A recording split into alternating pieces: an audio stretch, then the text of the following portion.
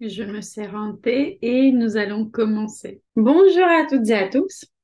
Pensez à mettre un like tout de suite. Aujourd'hui, nous allons parler dans un format un peu différent et aussi sur des thèmes qu'on a déjà vus. Ça va être un format questions-réponses. Alors, on a terminé un grand bloc en design humain. On a parlé des types, des stratégies, des autorités, des profils. Et avant de passer au canot, ce qui est considéré plutôt comme un niveau intermédiaire en design humain, j'aimerais dédier du temps à vos questions. En ce qui concerne les canaux, les vidéos complètes seront disponibles pour les participants du VIP Club. Ici, je ne mettrai que des extraits. Je vous mets le lien du VIP Club dans la description de cette vidéo. Hum, Je vous laisse aller checker ce lien. Donc, c'est parti pour vos questions. Alors, dans le live sur le centre racine, tu nous as dit que tu donnerais une explication sur le poids avec le centre splénique et le centre du plexus solaire. Tu peux m'en dire plus si possible. Alors, le lien entre le centre splénique et le poids, il existe effectivement. Les personnes avec le centre splénique ouvert et en général les personnes avec beaucoup de centres ouverts peuvent faire très attention à leur alimentation, mais prendre quand même du poids, malgré le fait qu'ils font attention à leur alimentation. Et là, je ne vais pas rentrer dans les détails du Primary Health System. On pourrait pousser, bien entendu, l'analyse plus loin que la définition ou non des centres, mais alors il faudrait voir le schéma corporel devant les yeux pour être le plus exact possible et pas faire le doigt dans le ciel pour essayer de deviner. Les personnes ayant beaucoup de centres non définis et lorsque ces personnes-là quittent leur entourage habituel, par exemple en déménageant dans une autre ville ou en s'installant dans un internat pour des ados pour continuer ses études, etc., ces personnes-là changent énormément lorsque leur entourage change. Prenons un exemple. Un ado avec beaucoup de centres non définis qui vivait chez ses parents et qui était forcément conditionné par les schémas corporels de sa mère, de son père, de ses frères et sœurs. Il était forcément conditionné par les définitions euh, de son entourage.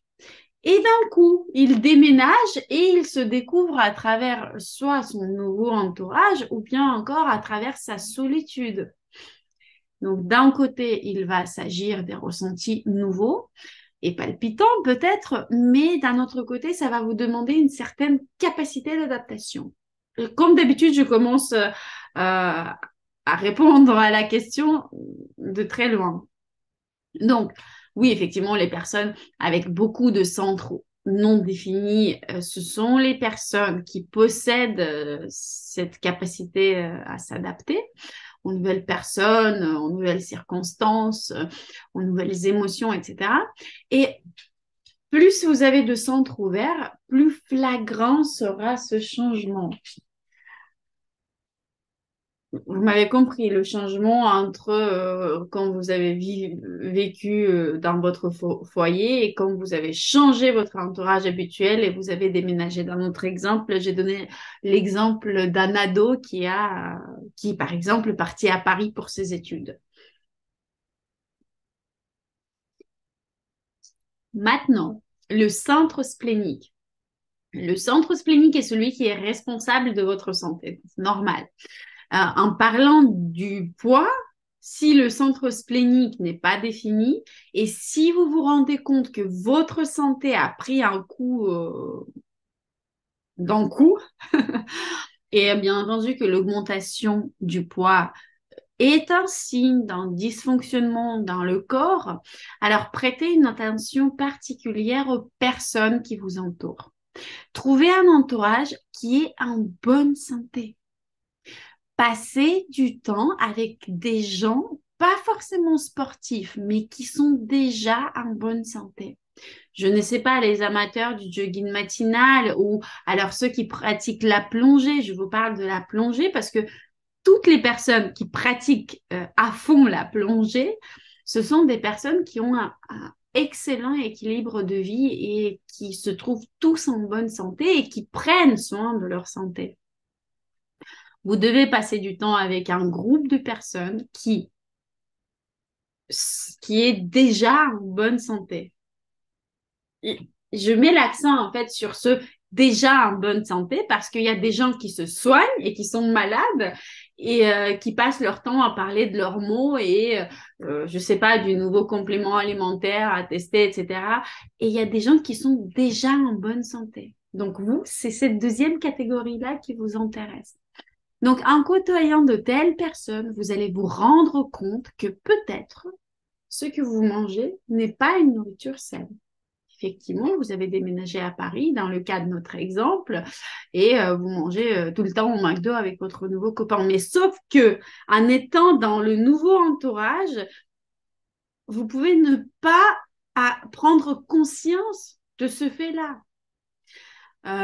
Ou encore, bon, McDo, oui, d'accord, on peut comprendre toute la prise du poids. Ou encore, vous vous rendez compte que ce que vous mangez n'est pas de la bonne qualité. Par exemple, chez votre mère, elle vous préparait des plats avec des légumes bio, alors que vous achetez vos légumes les moins chers possibles chez Lidl. Effectivement, c'est pas la même qualité. Ou bien encore, vous achetez des salades déjà préparées. Ou alors, vous mangez même des salades mais dans des horaires inappropriés ou je sais pas, vous devez manger chaud, référez-vous à votre système Primary Health System pour le savoir. Mais là, par exemple, vous mangez des salades froides. Alors qu'à la maison, votre mère vous préparait du houmous tiède. Du houmous, c'est beaucoup plus calorique qu'une salade, mais votre corps l'assimile mieux car votre organisme a besoin de la nourriture d'une température plus élevée que celle de votre corps. Alors, là, je vous ai donné plein de raisons possibles. Mais les personnes qui ont un centre splénique ouvert, vous allez connaître votre raison si vous allez vers un entourage qui est en bonne santé.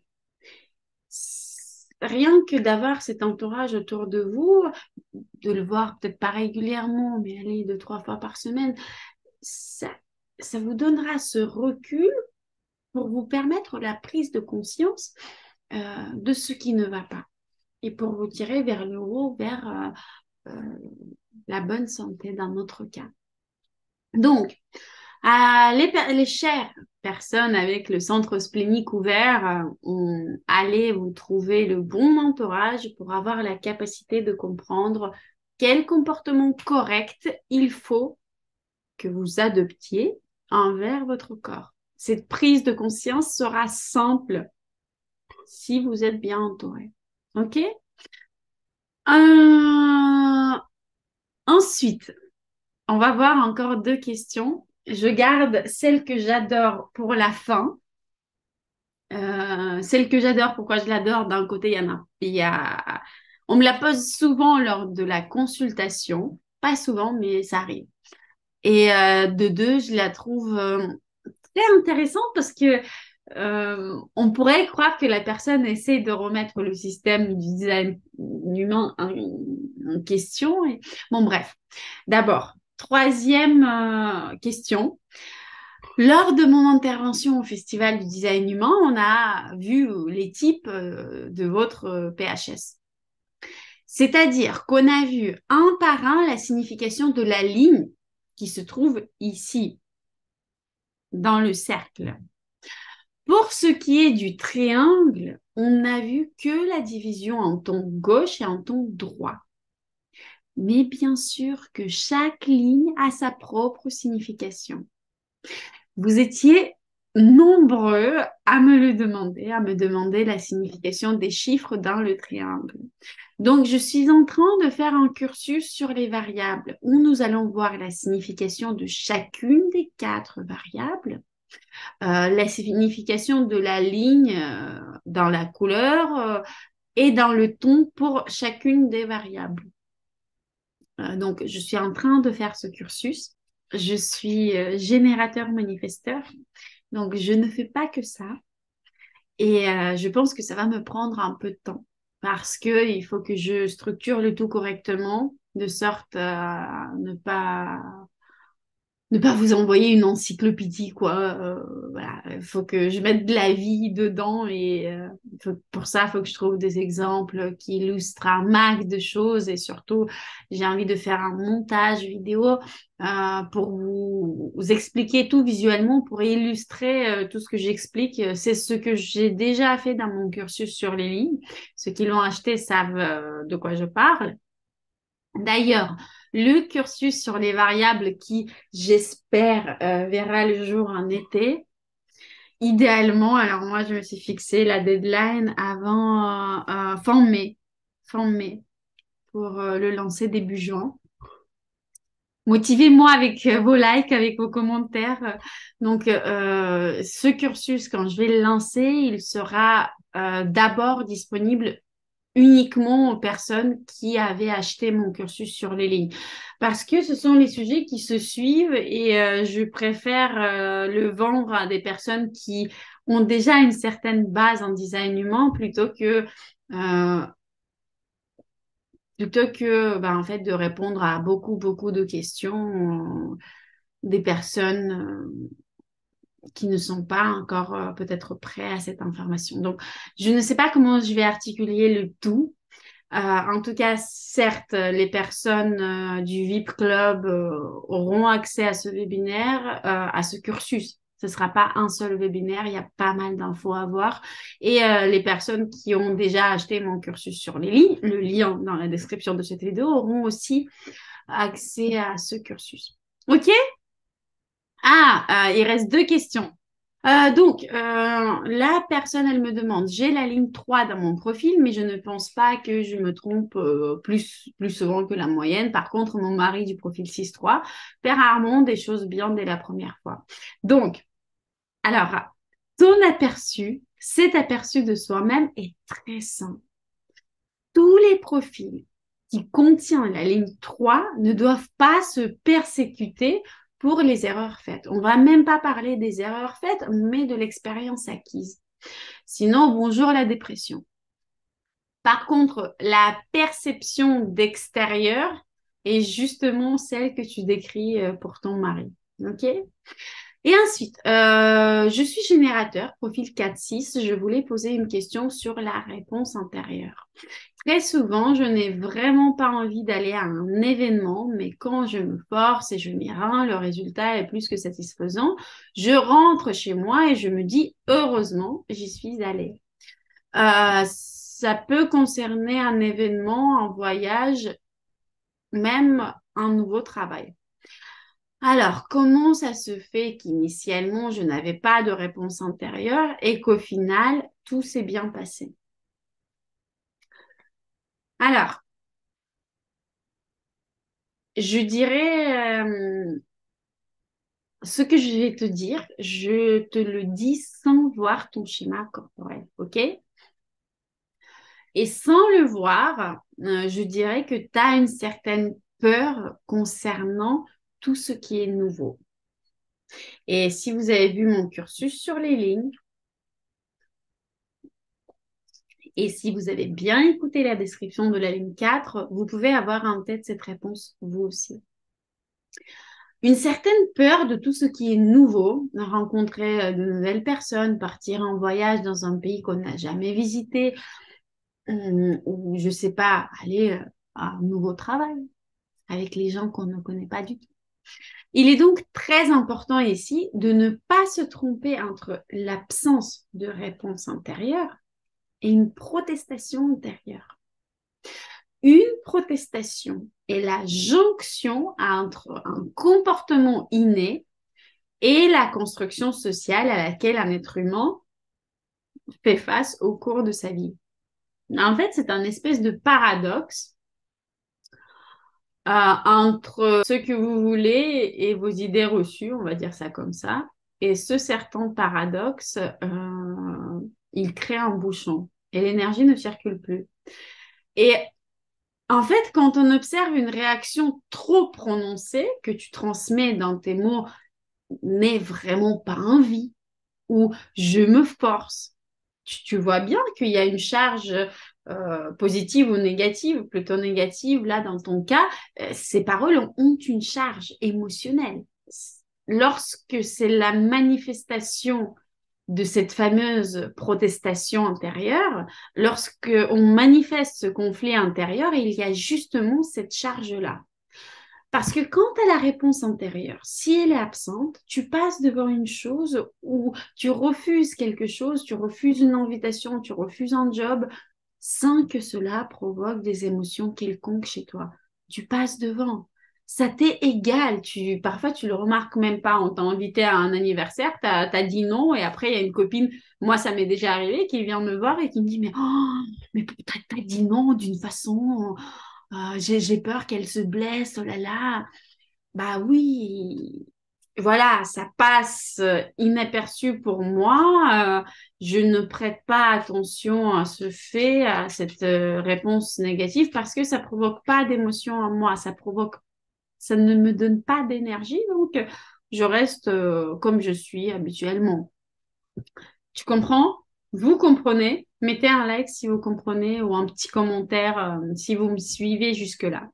Donc, en gros, quand il n'y a pas de réponse intérieure, tu passes devant quelque chose sans t'attarder sur cette chose en question, sans t'attarder sur la chose que tu refuses. Si tu le remarques, alors réfléchis plutôt à ce qui peut provoquer chez toi un conflit intérieur. Par exemple, dans ton cas, ça peut être la peur de ne pas être remarqué, la peur du nouveau, la peur du rejet, la peur de ne pas se faire d'amis à ton nouveau job, peur d'assister à un nouveau truc ou à un truc imparfait, j'en sais rien, j'invente là. À toi de creuser.